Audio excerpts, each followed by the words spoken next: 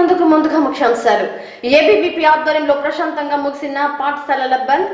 Vishwodaya centre వద్ద మానవహారం చేపట్టిన విద్యార్థులు. అగ్రిగోల్డ్ బాధితులకు వెంటనే న్యాయం చేయాలి. Andhra Pradesh AgriGold customers and agents welfare association ఆధ్వర్యంలో పట్టణంలో ర్యాలీ. స్థానిక ఆర్డీఓ కార్యాలయం వద్ద ధర్నా. వైకుంఠపురం మున్సిపల్ పాఠశాల విద్యార్థులకు ప్లేట్లు, గ్లాసులు పంపిణీ చేసిన పువ్వాడ సత్యానంద శిష్య బృందం సభ్యులు. విద్యార్థులు ఉన్నత చదువులు చదవాలని ఆకాంక్ష.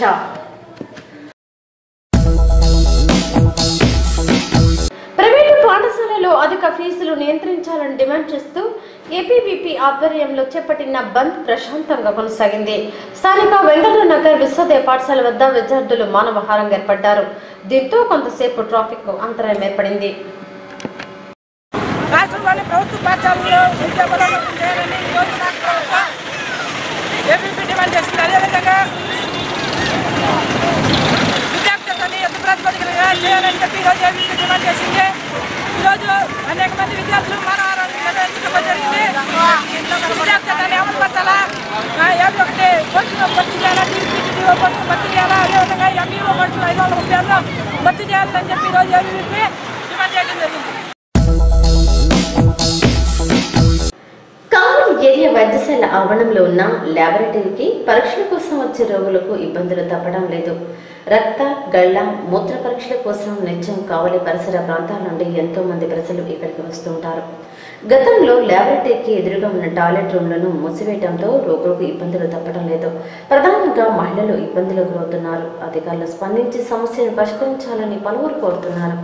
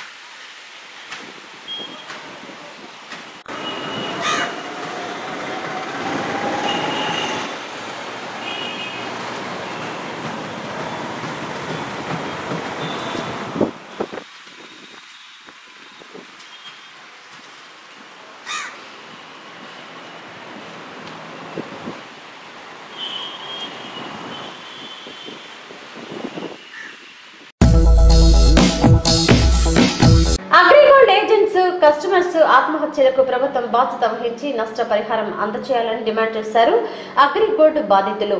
ఈ మేరకు AgriGold customers and agents welfare association ఆధ్వర్యంలో స్థానిక జెండా చెట్టు సెంటర్ నుండి ఆర్టీఓ కార్యాలయం వరకు ర్యాలీని నిర్వహించారు. ఈ ర్యాలీలో పార్టీలకు అతీతంగా నాయకులు పాల్గొని బాధితులకు సంఘీభావాన్ని తెలియజేశారు. ఆర్టీఓ కార్యాలయం వరకు చేరుకున్న అనంతరం బాధితులు తమకు న్యాయం చేయాలంటూ నినాదాలు చేశారు. 1,20 లక్షలు చేయించినాము. మాకు న్యాయం చేయాలి. మా కష్టాలతో మమ్మల్ని ఎన్ని బాధలు పెడుతున్నారు కాబట్టి మాకు న్యాయం చేయాలి. మేము ఇబ్బందులు పడుతుంది అరెస్ట్ చేసేసినారు కాబట్టి మాకు న్యాయం చేయాలి. తొందరగా న్యాయం చేయండి. మా ఆస్తులన్నీ ప్రభుత్వం చేస్తున్నారు కాబట్టి మా ఆస్తులు ఆస్తులు ఉన్నాయి కదా, ఆస్తులు లేకపోతారు. ఆస్తులు ఉంటాయి 12 కోట్ల ఆస్తులు ఉన్నాయి కాబట్టి మాకు 6,000 లక్షల కోట్లే కాబట్టి మాకు న్యాయం చేయాలి. ఎంత తొందరగా చేస్తే అంత బాధపడతా ఉంటారు. మా కస్టమర్లు అందరూ చాలా మంది వచ్చినారు. వాళ్ళు కావాలి గారు ఉండిందంతా దాన్ని పెట్టేసింది. అట్లాంటి వాళ్ళు చాలా మంది ఉన్నారు. న్యాయం చేయాలి తప్పనిసరిగా. మేము బతకలేము. నాకు ఈ 5-6 నెలల నుంచి నేను పడే బాధ కాబట్టి నా గొంతు కూడా అయిపోయింది. నన్ను మాత్రం నా కస్టమర్లు నాకు అందరికి న్యాయం చేయాలి. చేసిందంతా పొరపాటుగా చేసినాం అనిపిస్తుంది కానీ చేసిందంతా చంద్రబాబు నాయుడు ఇప్పుడు ఉంది కానీ అంత వెంటనే న్యాయం చేయాలి. మమ్మల్ని ఆదుకోవాలి. అగ్రిగోల్డ్ బాధితులకు న్యాయం జరిగేంత వరకు తాము వెన్నంటే ఉంటామని తెలిపారు municipal vice chairman Bharat Kumar. ఈ మేరకు స్థానిక ఆర్టీఓ కార్యాలయం వద్ద అగ్రిగోల్డ్ బాధితులు చేపట్టిన ధర్నా కార్యక్రమంలో పాల్గొన్న సందర్భంగా ఆయన మాట్లాడుతూ ఎంతో మంది సంస్థలు నగదును చెల్లించి నష్టపోయారని అన్నారు. ప్రభుత్వం అటువంటి సంస్థలపై చర్యలు తీసుకుని బాధితులకు న్యాయం చేయాలని డిమాండ్ చేశారు. సంవత్సరం రోజుల నుంచి అగ్రిగోల్డ్ ఏజెంట్లు కానీ బాధితులు కానీ ఈ రోజు వరకు కూడా పోరాడుతూ ఉన్నారు.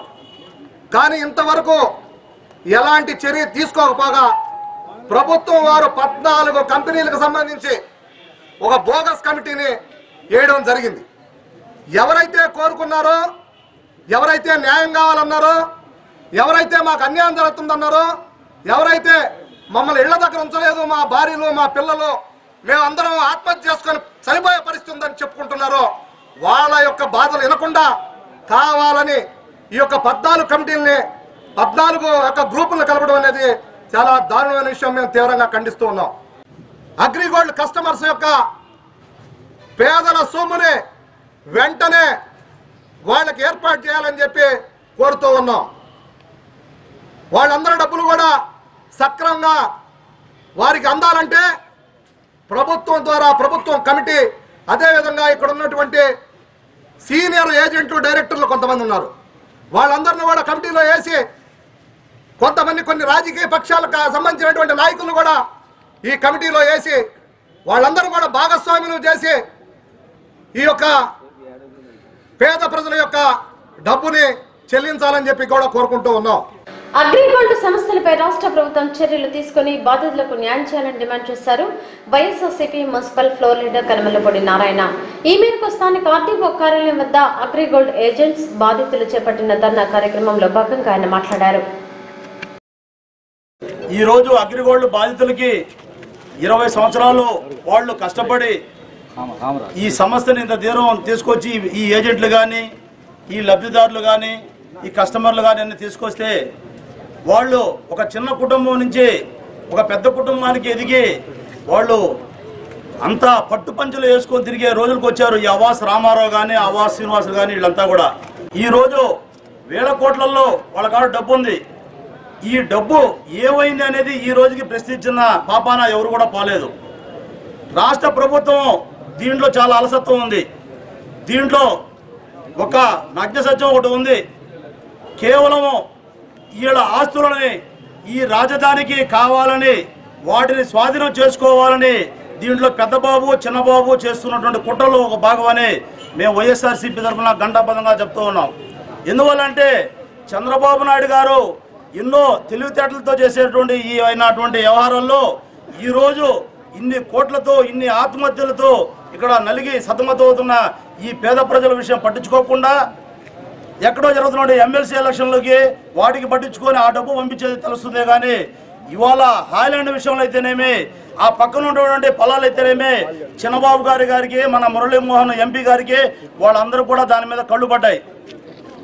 దానివల్లనే ఇది పరిష్కారం కావడం లేదని పిల్లకాయల నుంచి పెద్దవాళ్ళ దాకా అడిగితే కూడా ఆ విషయం గుంటూరు జిల్లా నుంచి అటు చిత్తూరు జిల్లా దాకా అటు విశాఖపట్నం దాకా ఏ మహిళను అడిగినా, ఏ రైతును అడిగినా, ఏ కార్మికుని అడిగినా కానీ చెప్పడానికి దానికి మొహమాటం లేదని చెప్తూ ఉన్నాం.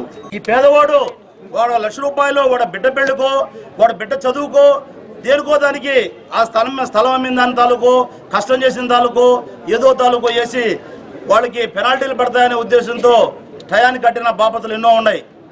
ఇవాళ వాళ్ళు హ్యాపీగా ఎంజాయ్ చేస్తూ ఉన్నారు. ఈ గవర్నమెంట్ వచ్చి ఇప్పుడు 1 సంవత్సరం అయింది. ఇది 7 నెలల నుంచి జరుగుతూ ఉంది.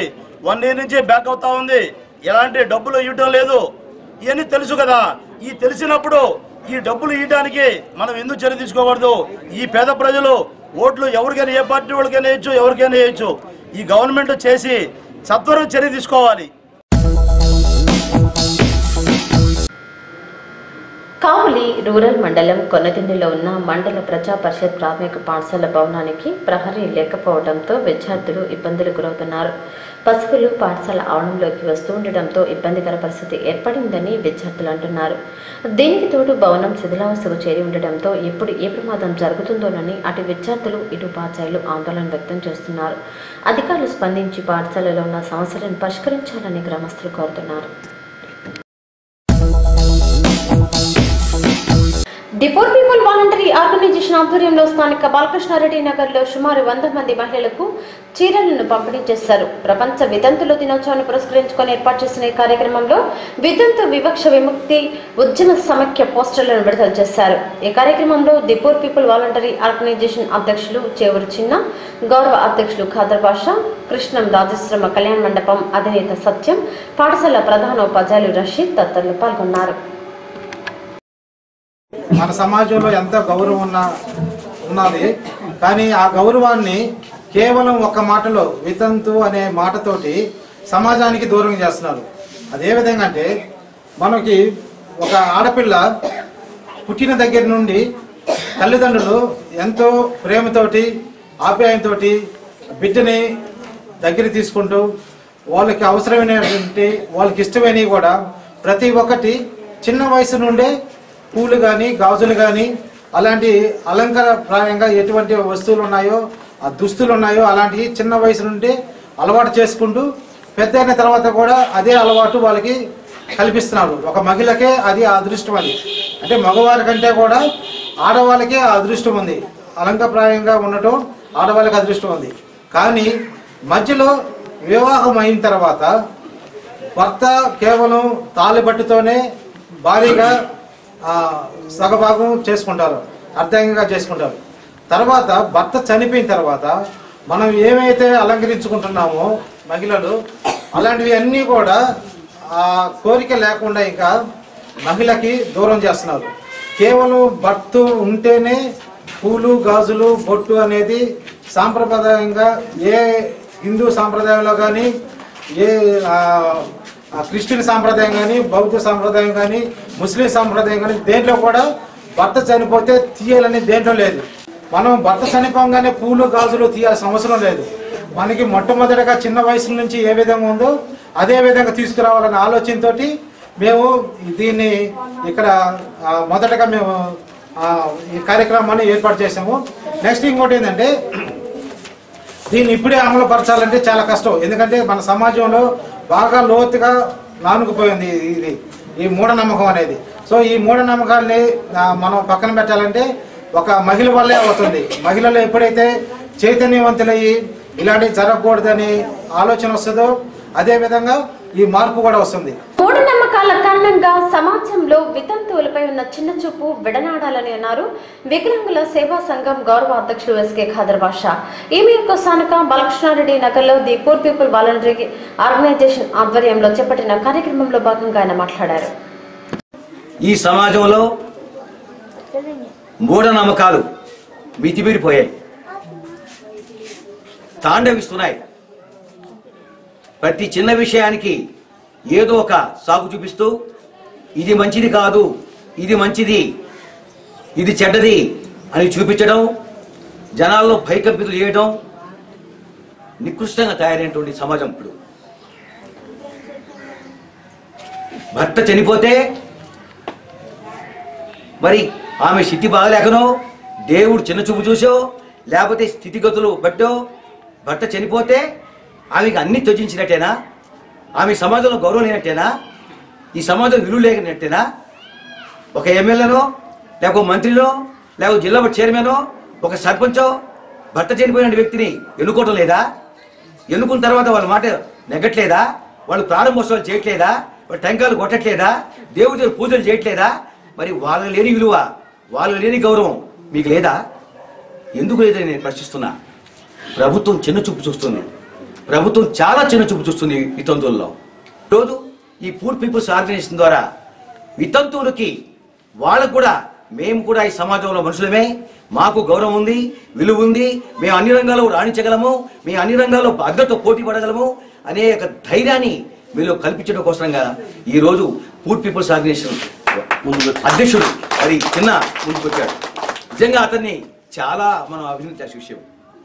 ఇప్పుడు ఎస్సీ ఎస్టీ బీసీ మైనార్టీ కార్పొరేషన్లు ఉన్నాయి, వికలాంగుల కార్పొరేషన్లు ఉన్నాయి, వడ్డెర కార్పొరేషన్లు ఉన్నాయి, నాయి బ్రాహ్మణ కార్పొరేషన్స్ ఉన్నాయి. మరి వితంతువులు కూడా ఒక కార్పొరేషన్ పెట్టండి. వితంతువులు కూడా ఒక కార్పొరేషన్ పెట్టి వాళ్ళ స్థితిగతుల్ని, వాళ్ళు ఏ విధంగా ఎన్ని రకాల కష్టాలు పడుతున్నారు, వాళ్ళు భర్త చనిపోయిన తర్వాత వాళ్ళ జీవితాలు ఏ విధంగా బజారు పడుతున్నాయి, వాళ్ళు ఎంత చిన్న చూపు చూస్తున్నారు అనే దాని మీద ఒక కార్పొరేషన్ వేయండి, ఒక చైర్మన్ నియమించండి. అప్పుడు వాళ్ళ స్థితిగతుల్ని అంతా బేరీజు వేస్తారు. మరి అన్ని చూస్తారు, సర్వే చేస్తారు, వాళ్ళ స్థితిగతులు కనుక్కోవడానికి అవకాశం ఉంటుంది. ప్రభుత్వానికి కూడా ఓటు కోసం వస్తారు నాయకులు, ఓటు కోసం అడుగుతారు, నువ్వు సహాయం చేయమ్మా, నీ ఓటు మాకేయి, నీ సహాయం మాకు చేయమని అడుగుతుంటారు. మరి మీరు ఆనాడు అడగండి, మీ దగ్గర వచ్చిన నాయకులు నిలదీయండి, మేము వితంతులమయ్యా, మమ్మల్ని చిన్నచూపు చూస్తున్నారయ్యా, మమ్మల్ని అన్యాయం చేస్తున్నారయ్యా, మాకు మిమ్మల్ని కాపాల్సిన బాధ్యత మీకుంది, ప్రభుత్వాన్ని రికమెండ్ చేయండి, మాకు అన్ని రంగాల్లో అన్ని విషయాల్లో మాకు చేయుతునిమని చెప్పండి. మీరు గట్టిగా అడిగినప్పుడు, మీరు ప్రశ్నించినప్పుడు అప్పుడే మీకు న్యాయం జరుగుతుందని కూడా మనం చేసుకుంటూ పట్టణంలోని వైకుంఠపురంలో ఉన్న మున్సిపల్ ప్రాథమిక పాఠశాలలో విద్యార్థులకు పువ్వాడ సత్యానంద శిష్య బృందం ప్లేట్లు, గ్లాసులను పంపిణీ చేశారు. సుమారు 98 మంది విద్యార్థులకు ప్లేట్లను అందజేశారు. ఈ కార్యక్రమంలో పువ్వాడ సత్యానంద శిష్య బృందం సభ్యులు పద్మావతి, శ్యాంప్రసాద్, పద్మ, వెంకటేశ్వరరావు, భాగ్యలక్ష్మి, ధనలక్ష్మి, పాఠశాల ప్రధాన ఉపాధ్యాయులు రమణారెడ్డి, లోక్సత్తా నాయకులు మాల్కొండారెడ్డి తదితరులు పాల్గొన్నారు.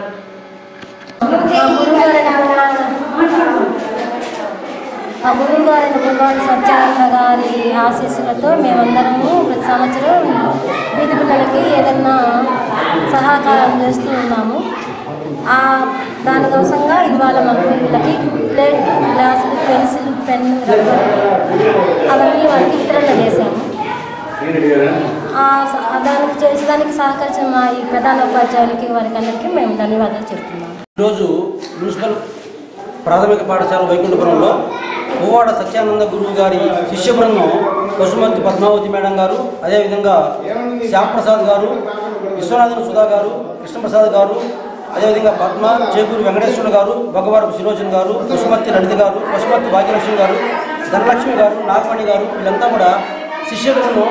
మరి పువ్వాడ సత్యానంద గురువు గారి యొక్క శిష్య బృందం ఈరోజు కేవలం ఆధ్యాత్మిక చింతనకే పరిమితం కాకుండా సమాజంలో ఉండే సాంఘిక సేవ కూడా మనం మానవ సేవ, మాధవ సేవగా భావించి ఇంతమంది విద్యార్థులకి మరి విద్యకి ప్రోత్సహించడానికి, పేద విద్యార్థులు కాబట్టి వారికి ప్లేట్లు, గ్లాసులు, పెన్సిళ్ళు, రబ్బర్లు తదితర వస్తువులు సమకూర్చడం ద్వారా వాళ్ళు డ్రాప్అవుట్స్గా మిగిలిపోకుండా పాఠశాలకు బాగా వస్తారని, విద్యాబుద్ధులు నేర్చుకుంటారని ప్రోత్సాహకరం ఇచ్చినందుకు వారికి మేము కృతజ్ఞతలు తెలియజేస్తున్నాం. ఈరోజు పువ్వాడ సత్యానంద గురువు గారి శిష్య బృందం వారు మా పాఠశాలకు మున్సిపల్ ప్రైమరీ స్కూల్ వైకుంఠపురం విద్యార్థులు, ఇక్కడ ప్రభుత్వ ప్రాథమిక పాఠశాలలో చదువుతున్న విద్యార్థులందరూ దారిద్ర్యరేఖ దిగువన ఉన్నారు కాబట్టి వీరందరికీ ఔదార్యంతో 98 మంది విద్యార్థులకు ఈరోజు అందరికీ ప్లేట్లు, గ్లాసులు, స్వీట్స్, పెన్సిల్స్, పెన్స్ ఇవ్వడం అనేది చాలా గొప్ప విషయంగా వారికి మా పాఠశాల తరపున, ఉపాధ్యాయుల తరపున, విద్యార్థుల తరపున నేను కృతజ్ఞత అభినందనలు తెలియజేస్తున్నాను. సిటిఎన్ కబుర్లు నేటికి సమాప్తం.